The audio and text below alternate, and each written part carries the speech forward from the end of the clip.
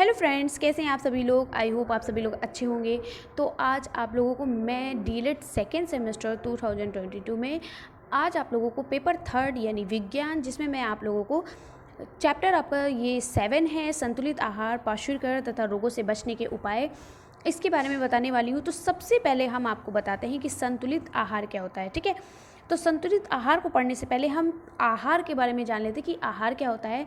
तो आहार का मतलब होता है कि सामान्यतः हम क्या होता है, पूरे दिन में जो कुछ भी हम खाते हैं, ठीक है, जो भी हम चीज़ें पूरे दिन में खाते हैं उसी को हम आहार कहते हैं। ठीक है, और संतुलित आहार क्या होता है। संतुलित आहार वो होता है जो भी हम पूरे दिन में खाते हैं तो उनमें जो भी सभी जो पोषक तत्व एक अच्छी मात्रा में या एक उचित मात्रा में पाए जाते हैं या उपस्थित होते हैं, उन्हें हम संतुलित आहार कहते हैं।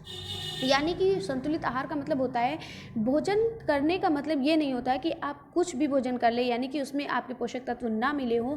ऐसे भोजन करने से आपके शरीर को ऊर्जा, आपके शरीर को शक्ति, आपकी मांसपेशियाँ ये सब मजबूत नहीं होंगी। तो हमें कैसा भोजन करना चाहिए, हमें ऐसा भोजन करना चाहिए जो हमारे लिए उचित हो और जिनमें पोषक तत्व मिले हुए हों। ठीक है, उचित मात्रा में मिले हुए हो। तो हमें ऐसा भोजन करने से हमारे क्या होता है, हमारे शरीर को ऊर्जा मिलती है, मांसपेशियाँ हमारी मजबूत होती हैं। ठीक है, और हमारा शरीर जो है वो रोगों से बचता है।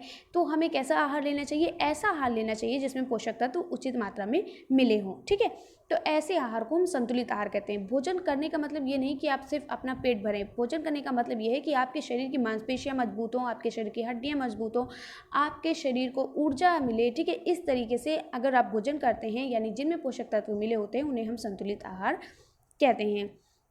तो संतुलित आहार क्या होता है, सामान्यतः पूरे दिन में जो कुछ भी हम खाते हैं उसे हम क्या कहते हैं, आहार कहते हैं। यानी हम पूरे दिन में जो कुछ भी खाते हैं उसे हम आहार कहते हैं। लेकिन यहाँ पर कहा है कि संतुलित आहार किसे कहते हैं। तो संतुलित आहार वे होते हैं यानी कि हम जो कुछ भी पूरे दिन में खाते हैं उनमें जो आपके सभी पोषक तत्व अगर उचित मात्रा में मिले होते हैं तो उन्हें हम संतुलित आहार कहते हैं। आई होप आप लोगों को समझ में आ गया होगा कि आहार क्या होता है। आहार मतलब जो हम पूरे दिन में जो कुछ भी खाते हैं उसे हम आहार कहते हैं।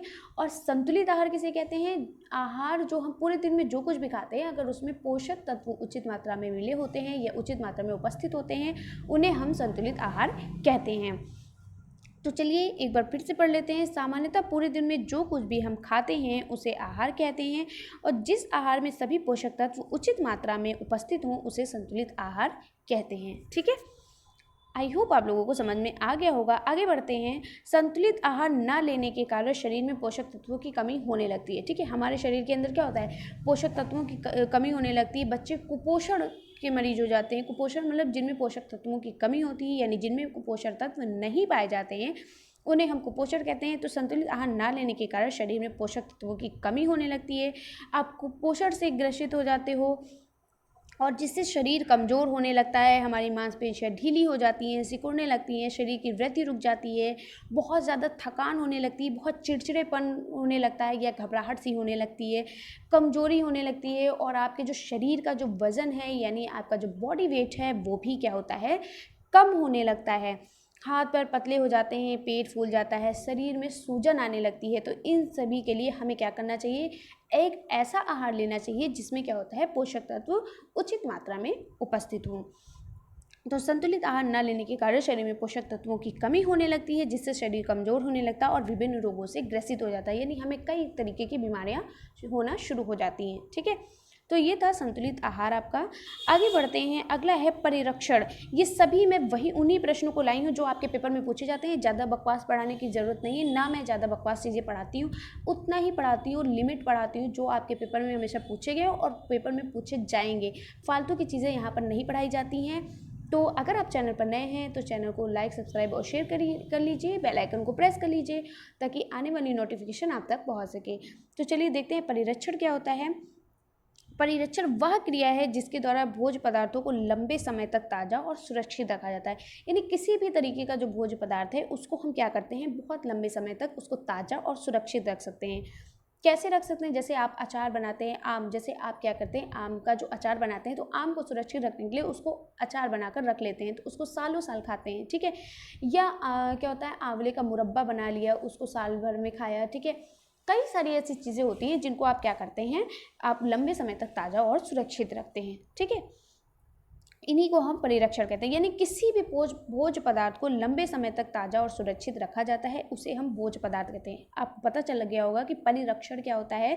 परिरक्षण वह क्रिया होती है जिसके द्वारा भोज्य पदार्थों को बहुत लंबे समय तक ताज़ा और सुरक्षित रखा जाता है, ठीक है।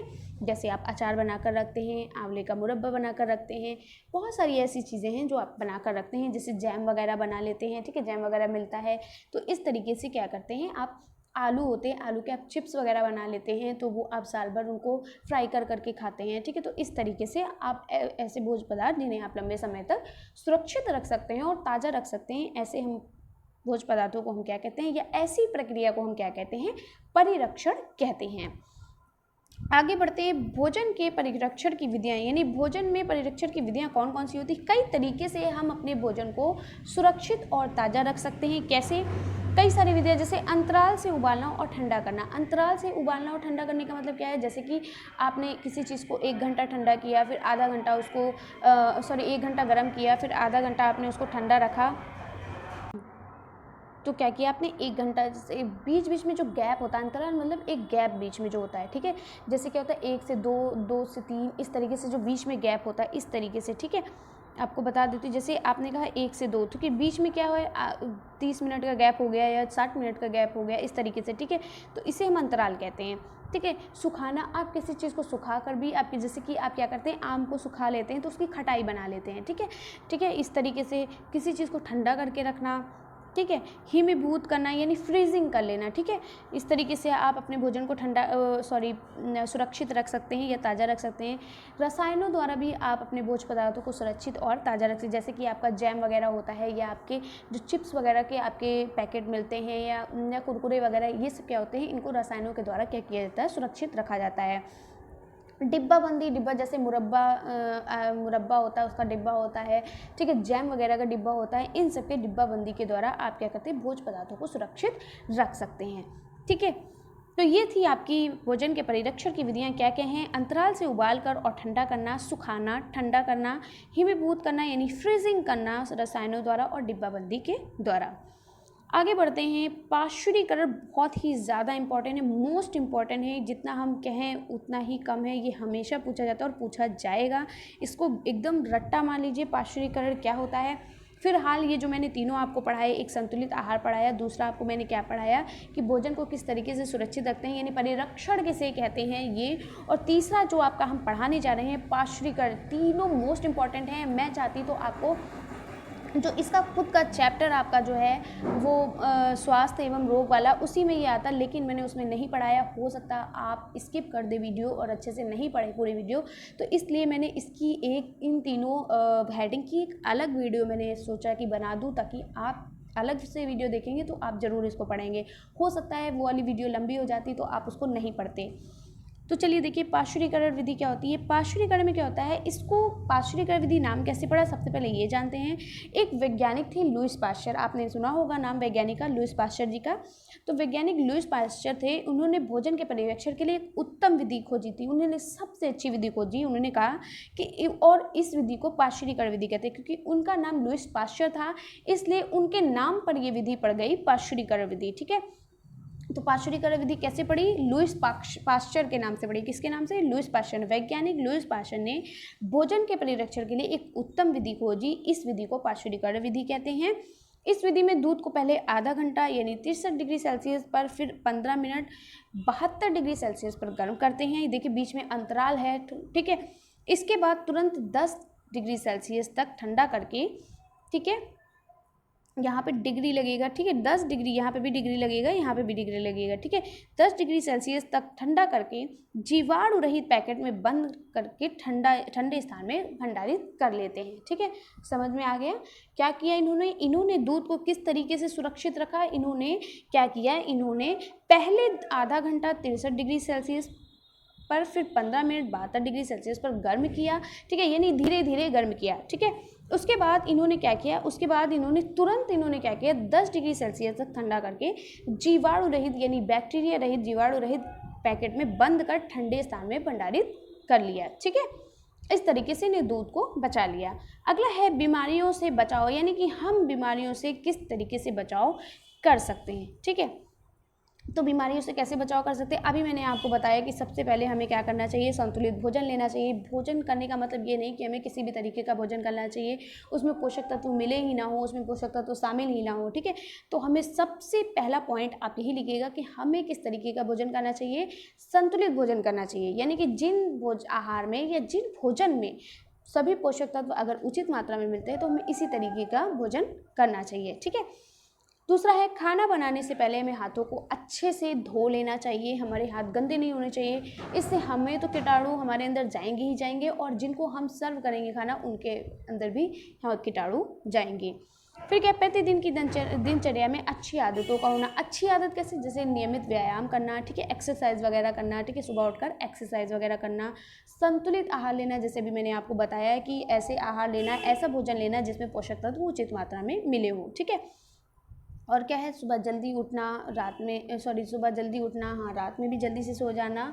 और क्या करना, एक्सरसाइज वगैरह करना, संतुलित आहार लेना, ठीक है। यही सब आपकी जो है बीमारियों से बचने के उपाय होते हैं, ठीक है। तो मैंने ज़्यादा नहीं लिए, 2 ही लिए। बीमारियों से बचने के उपाय आप अच्छे तरीके से लिख सकते हैं कि क्या कहते हैं, शौचालय से आकर अच्छे से हाथ धोना, और क्या होता है, डेली नहाना, ठीक है, और साफ़ सुथरे वस्त्र पहनना। कई सारी आप अच्छे से खुद भी लिख सकते हैं, आप इतने बड़े हो कि अच्छे से लिख सकते हो। लेकिन जो मेन पॉइंट था वो मैंने बता दिया कि खाना बनाने से पहले हाथों को धोना, और क्या होता है, जब सब्जियां वगैरह आप लेकर आते हैं उन्हें अच्छे से धोना, ठीक है, उन्हें अच्छे से धोकर बनाना, ठीक है। और घर की सफाई रखना, खुद की सफाई रखना, अपने कपड़े साफ रखना, यही सब बीमारियों से बचने के उपाय होते हैं, ठीक है। तो ये थी आपकी आज का लेक्चर। ये बहुत ही ज़्यादा इम्पॉर्टेंट है, इसको बिल्कुल भी स्किप मत करिएगा। ये जो आज का आपका लेक्चर था ये बहुत ही ज़्यादा इम्पॉर्टेंट था। तो मिलते हैं फिर नेक्स्ट वीडियो में अगले लेक्चर के साथ। तो तब तक के लिए बाय बाय, टेक केयर।